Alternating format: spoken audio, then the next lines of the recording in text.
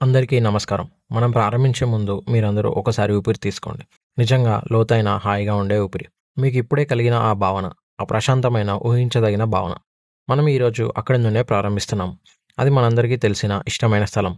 దానినే మనం comfort zone అని అంటాము. What is comfort zone and why do we like it? ఒక విషయంలో నేను చాలా స్పష్టంగా ఉండాలనుకుంటున్నాను. కంఫర్ట్ జోన్ అనేది చెడ్డ ప్రదేశం కాదు. ఇది మీ మానసిక మరియు ప్రవర్తన స్థితి. ఇక్కడ విషయాలు సులభంగా అనిపిస్తాయి.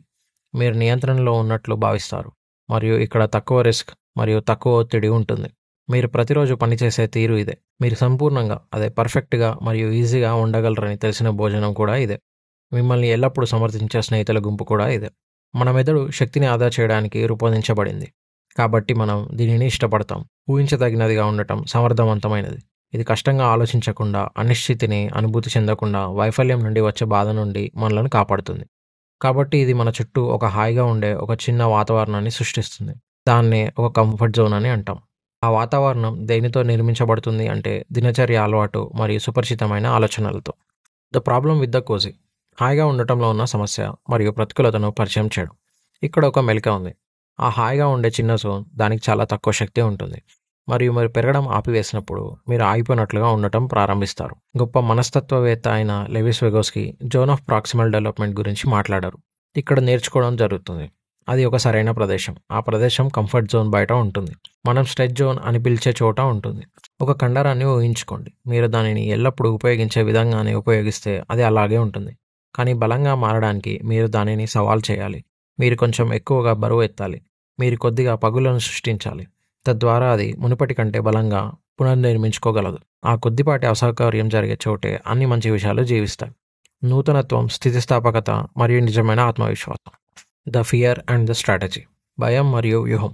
మరి అయితే మనం ఎందుకు బయటకు రాము? ఎందుకంటే బయటకు అడుగుపెట్టడం అంటే ఒక శక్తివంతమైన శత్రువును ఎదుర్కోవడమే. అదే భయం. అల్లరిగా కనిపిస్తానేమో అనే భయం. తప్పు చేస్తానేమో అనే భయం. తెలియని దాని గురించి భయం. మరియు భయం ఏం చేస్తుంది? ఇది అధిక రిస్క్ పరిస్థితి అని మీకు చెబుతుంది. మీరు అక్కడే ఉండమని మీకు చెబుతుంది. కానీ ఇక్కడ సరళమైన ఆచరణాత్మక వ్యూహం ఉంది. అదే ఒక అడుగు వేయడం. మీ పరిమితిని నిర్వచించండి. మీరు చేయాలనుకుంటున్న కానీ తప్పించుకుంటున్న ఒక చిన్న విషయం ఏమిటి? కష్టమైన సంభాషణను ప్రారంభించడమా? మీటింగ్లో ఒక ఆలోచనను చెప్పడమా? కొత్త నైపుణ్యాన్ని ప్రయత్నించడమా? దానిని సూక్ష్మంగా చేయండి. మారథాన్లో పరిగెత్తడానికి కట్టుబడి ఉండకండి. 5 నిమిషాలు పరిగెత్తడానికి కట్టుబడి ఉండండి. ఒక పుస్తకం రాయడానికి కట్టుబడి ఉండకండి. ఒక పేజీ రాయడానికి కట్టుబడి ఉండండి. భయాన్ని స్వాగతించండి. మీకు ఆ భయము కొద్దిపాటి ఆందోళన అనిపించినప్పుడు దానిని స్వాగతించండి. అది ప్రమాదం కాదు. మీరు చురుకుగా ఎదుగుతున్నారని మీ శరీరం మీకు గుర్తు చేస్తుంది. కంక్లూజన్, ముగింపు, ఫలితం మరియు చివరి ఆలోచన. కంఫర్ట్ జోన్ యొక్క అందమైన వైరుధ్యం, పారాడాక్స్ ఇదే. మీరు దాని నుండి ఎంత ఎక్కువగా బయటకు అడుగు పెడితే మీ కంఫర్ట్ జోన్ అంత పెద్దదిగా మారుతుంది. ఒకప్పుడు భయంకరంగా అనిపించిన విషయాలు బహిరంగంగా మాట్లాడటం, ఒక బృందానికి నాయకత్వం వహించడం, కొత్త వెంచర్ను ప్రయత్నించడం, ఆ విషయాలు మీ కొత్త సాధారణం అవుతాయి. అవి ఊహించదగినవిగా మారతాయి.